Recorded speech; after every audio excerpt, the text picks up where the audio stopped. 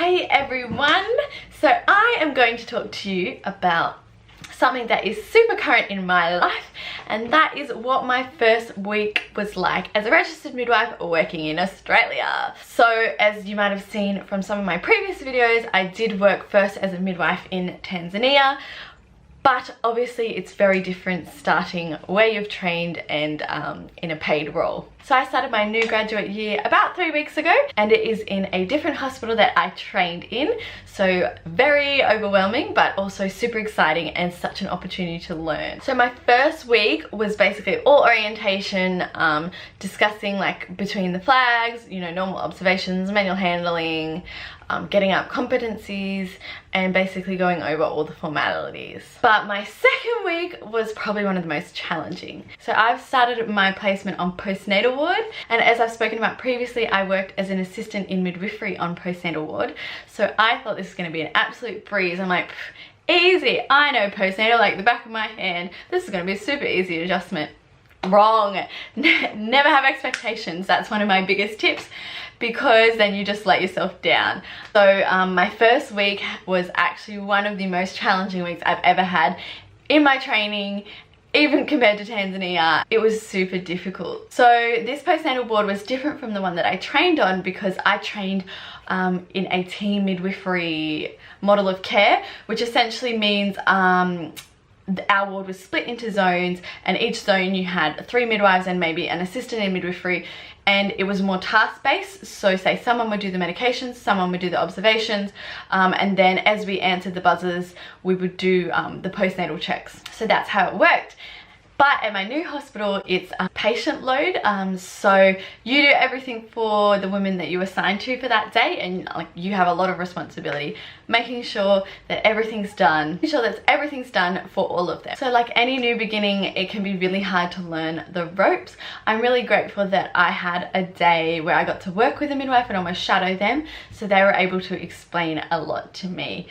As the days went on, it got a bit more stressful, because the first day I had 3 ladies, the second day I had 4 ladies, the third day I had 5 ladies, and by that Friday I had 6 ladies. For me, this was quite overwhelming because you have your 6 ladies, but then you also have the babies. So in the morning, you know, they all need their obs, their medications, they all need to be checked. Some of them are going home, some of them have come back from cesarean. Because I hadn't quite found my feet yet, I thought it was very overwhelming. So I had a few women that required a lot of my attention. So I had one woman having a reaction to a medication, and when a woman is deteriorating like that, she obviously requires most of your attention.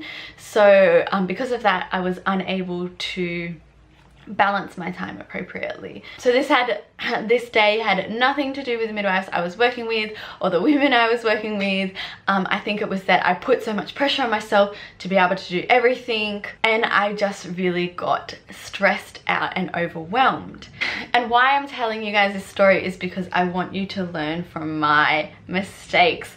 I want you to take what I'm saying on board, so that hopefully you can have more positive experiences. So with this, it came to about 1:30, which was changeover time.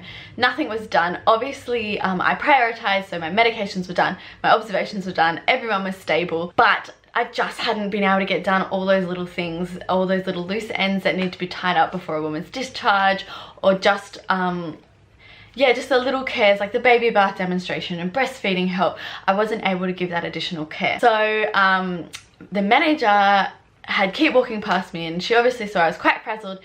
And then it came to it, and she's like, Tyler, I can see you're a bit frazzled. I can see you need to talk to me. And I was like, no, I'm fine. And then she was like, no, come talk to me. And she kind of grabbed my arm, in a loving way. And then I just lost it. I just broke down. I was just like, it's just too much. I can't do it. Yeah, and I had a little cry. So in typical Tyler fashion. And I went into her office, and she was incredible. She was so supportive. She's like, why didn't you tell me you were overwhelmed? I'm right here. You need to come to me with these things. She's like, I want my staff to be happy. You know, I want my midwives to feel supported. I just need to know it's all about communication. And I was just like, why didn't I go to her? So the lesson there is that if you're a new student or new midwife, if anytime you feel too overwhelmed, you feel like you're sinking, you have to know that there is always help out there. There is always someone that can help you. You just need to ask for it, and you just need to communicate that you are struggling. So then, you know, she was able to sort it out. She was able to give me that help to get some of those little things done. And then I was able to end on a positive note. So yes, what I'm wanting to emphasize is that it is going to be challenging. I think I've struggled from always having a midwife there to have to double sign everything and double check everything to making my own decisions.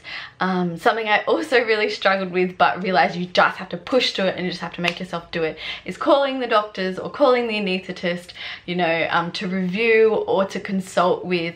You have to realize now that you are their equal. You are just as important in the woman's care, and they are also there to help you and to make sure the woman receives the best care possible and is safe. So now I can kind of pick up the phone and just do it, but at first I was just like, can someone else call the doctor? But I want you to know that it's normal. It's normal to get overwhelmed or to feel out of your depth or to struggle.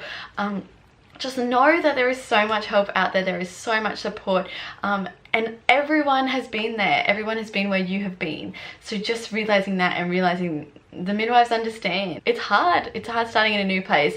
It's hard taking over those responsibilities, but it does get better. And it's normal to cry. It's okay.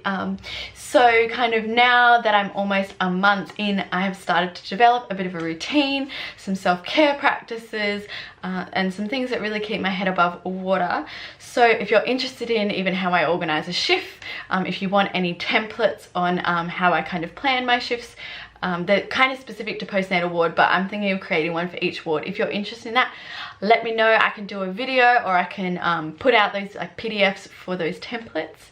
I'd be more than happy to help. And as always, I'm always here for you guys. Just as midwives are there for me and amazing managers are there for me, I want to be that port of call for you. So if you have any concerns, any questions, no matter how silly you think it is, just let me know. You can leave them in the comments below, but I'm probably more likely to answer to my Instagram because, as I've said before, it sends me the notification straight away. I don't have to go in and look for it. So I'll always answer on my Instagram, or even Facebook is there as well. I also have an exciting new project which will be coming up in the next month or so, so have a look out for that. But this is all for now. Thanks again guys for your support. Your comments and your lovely thank yous keep me going and keep pushing me to create content like this. So I thank you so much again, and I will see you in my next video. Again, if you have any video requests, any videos you want me to make, let me know.